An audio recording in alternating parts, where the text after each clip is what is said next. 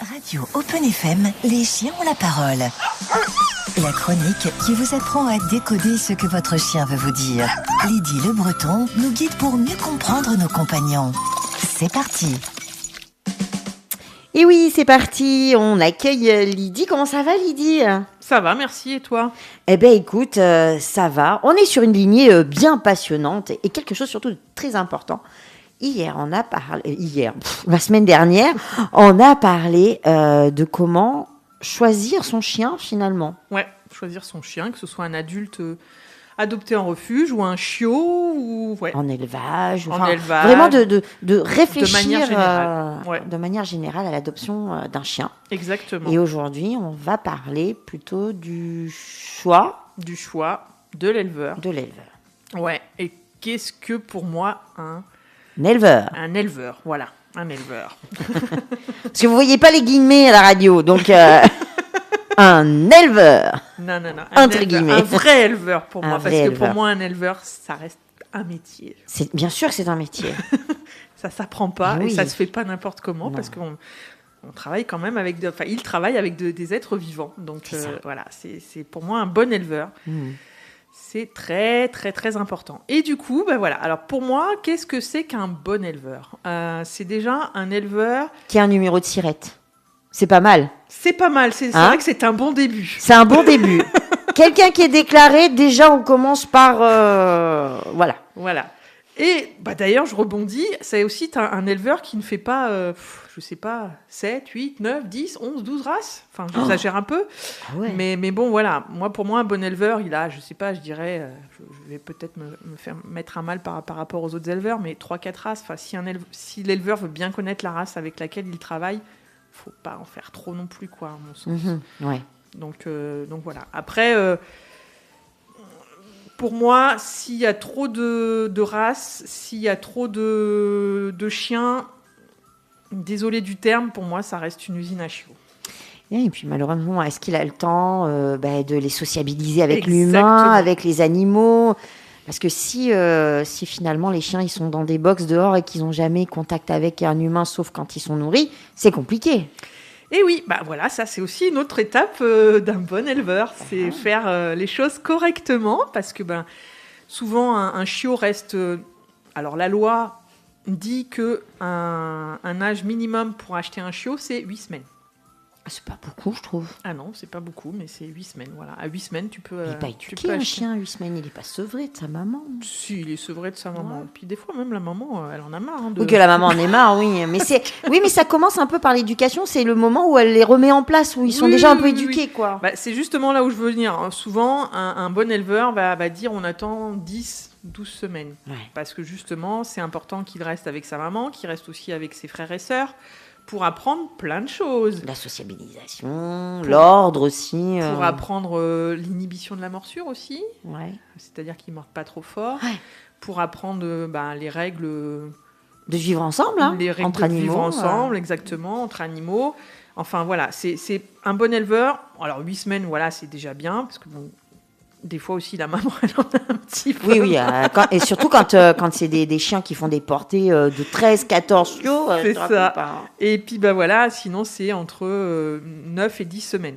D'accord. Et ça permet, du coup, l'inhibition de la morsure, apprendre les codes sociaux canins, apprendre à communiquer correctement entre congénères, etc., etc. Et du coup... ce qu'il est bien aussi, un bon éleveur, il sélectionne ses adoptants. Oui. C'est-à-dire que, par exemple, je crois s'il y a des éleveurs qui m'entendent, ils vont peut-être se dire, mais dis donc, celle-là... mais bon, il faut dire les choses. Mais, par exemple, je pars sur le malinois, par exemple. Tu peux pas faire adopter un malinois à tout le monde, ça reste quand même un chien particulier qui a alors tous les chiens ont des besoins, hein, et un bon éleveur, il va sélectionner, savoir si c'est une bonne famille. Alors là, je pars sur un malinois, mais c'est pour toutes les races pareilles, en fait. Savoir si les conditions de vie que les personnes proposent vont être adaptées à cette race-là ou pas. Ouais, je comprends. Parce que parfois, malheureusement, il y a des éleveurs ou des particuliers ou autres qui vendent leurs chiens en disant voilà, c'est bon, il est On vendu. prend un exemple.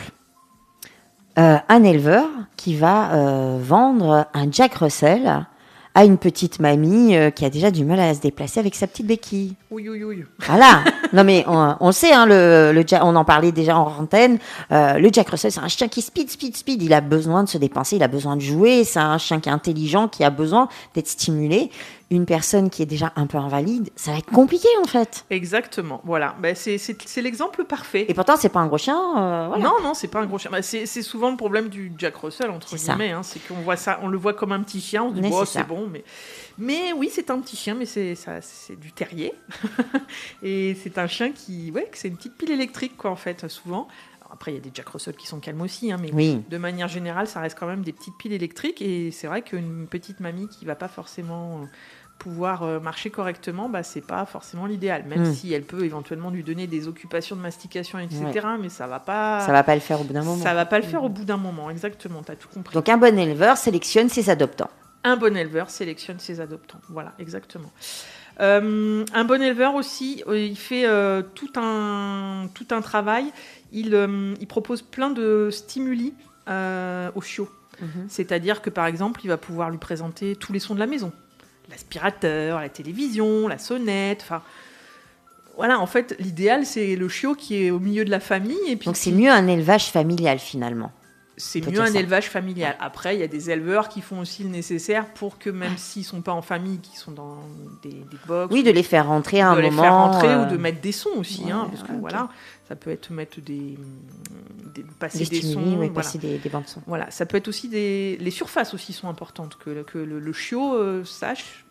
apprennent à marcher sur tout type de surface, du carrelage, du bois, de l'herbe, de la terre. Ça paraît tout bête, hein, mais c'est super important. C'est très important. Ouais. Tout ce qui est manipulation aussi. C'est très, très, très important que le chiot apprenne et l'habitude qu'on le manipule. Parce que pour les soins. Pour les soins, exactement. Ouais. Donc tout ce qui est pâte. Pour le laver, surtout quand on a des Golden Retriever. Ah, ça sent le vécu. Non, mais bon, il est tellement emblématique de la salissure, ce chien. Oui, c'est vrai qu'il aime bien la boue, apparemment. Présenter aussi différents humains, tu vois, des hommes, des femmes, des enfants, parce que les enfants vont pas marcher forcément de la même manière qu'une personne adulte, les personnes âgées, avec une canne. En fait, un bon éleveur, pour moi, alors il peut pas forcément tout faire, hein, on est d'accord. Et qui multiplie en fait les... qui multiplie les stimuli. Parce que par exemple, tu vois, tu adoptes un chiot à la campagne, au milieu de la campagne où il y a les tracteurs, il n'y a pas un bruit, etc. Et le chiot, il va arriver à la ville. Alors bon, s'il n'est pas trop vieux et que la personne derrière fait les choses correctement et l'habitue correctement, ça va le faire. Mais ça peut être stressant pour le chiot parce qu'il ne connaît pas tous les bruits de la ville, quoi. C'est ça. Donc c'est important, à mon sens, de faire ça. Et pour moi, un bon éleveur, ça, il le fait parce qu'il le sait et qu'il en a conscience. Et voilà, donc, pour dire que l'élevage, c'est un métier. On ne s'improvise pas éleveur. C'est ça. Voilà. Qu'est-ce que j'ai oublié ? Tu vois quelque chose que j'aurais pu rajouter ? Non, peut-être aussi bien se renseigner avant sur les caractéristiques de l'élevage. Est-ce qu'ils ont des chiens en concours, les lignées et puis, on n'en a pas parlé la dernière fois peut-être, mais quand on choisit un chien, il y a certaines races et lignées de chiens qui ont des problèmes de santé récurrents, à savoir, du coup, s'il n'y a pas eu des croisements un petit peu... voilà, il faut faire attention à ça. Théoriquement, un bon éleveur fait attention à sa sélection. À la sélection par rapport aux maladies, par rapport aux dysplasies. Il y a quelque chose que j'ai oublié. Oui. Souvent, l'éleveur, il a la maman, puisque forcément, il y a les bébés. Oui. Donc, en général, un bon éleveur, ça le dérange pas. D'ailleurs, même, il montre la maman. Il montre que la maman, elle est... Parce que si, par exemple, tu vois la maman... Alors, si déjà tu la vois pas, à mon sens, il faut se poser des questions. Alors, le papa, ça peut, parce que ça peut être ils sont pas forcément sur le site, ça peut être un don. Hein. Ça peut être, une saillie. Une saillie, ça peut être un papa qui est dans un autre élevage, ou à l'extérieur. Donc, voilà. Ça me pose pas de problème. Mais voir la maman, c'est pour moi très important. Ouais. Et puis, on voit aussi le comportement de la maman. Si on voit qu'elle est stressée, par exemple, on peut se dire, derrière, on va peut-être avoir un chiot stressé, parce qu'elle va communiquer son stress au chiot. Ouais. Donc, pour moi, ça, c'est quelque chose de fondamental et super important aussi. Et c'est vrai que les caractères se transmettent. Hein. Ben oui. Comme les humains, faut pas croire. Ben oui, non, mais c'est clair. Donc, voilà, c'est tous des petits trucs, très importants. Bon, on a bien compris tout ça. De toute façon, on va continuer un petit peu sur cette lignée. Donc surtout, n'oubliez pas d'écouter et de tendre l'oreille pour écouter ce que votre chien a à vous dire la semaine prochaine dans Les Chiens ont la parole.